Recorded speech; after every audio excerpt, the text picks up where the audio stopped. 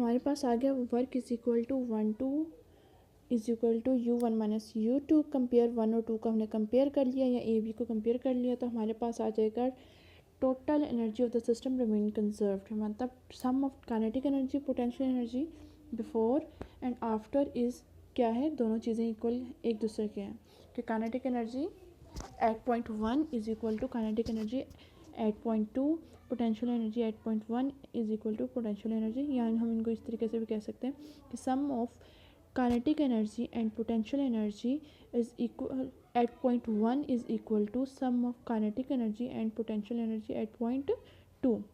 आगे है conservative field. Conservative field कौन सी होती है, हमारे पास ऐसी फील्ड होती है जो क्या होता है जिसमें work done by force is independent of path, जो कि वर्क डन हमने उस कंजर्वेटिव फील्ड के अंदर जो वर्क डन होता है वो पाथ के इंडिपेंडेंट होता है।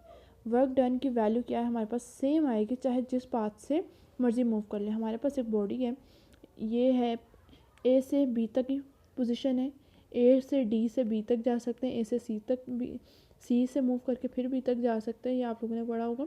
Work done along a close path is 0। ऐसी फील्ड को भी कंजर्वेटिव फील्ड कहते हैं कि लाइक अ सर्कल, हम एक सर्कल में भी मूव कर रहे हैं, एक पॉइंट से शुरू किया वापस सर्कल में मूव करके उस पॉइंट पर आके एक सर्कल में मूव करते हुए work done along a close path is 0, यानी कि जहाँ से हमने स्टार्ट किया हमारे पास टोटल वर्क डन क्या हो गया 0, कि जहाँ इनिशियल पॉइंट भी सेम है फाइनल पॉइंट भी सेम है, तो हमारे पास वर्क डन क्या है 0, क्योंकि डिस्प्लेसमेंट हमारे पास 0 हो जाता है। डिस्प्लेसमेंट 0 होने की वजह से वर्क डन का फार्मूला क्या है, F dot D. Work done का फार्मूला है हमारे पास F डॉट डी।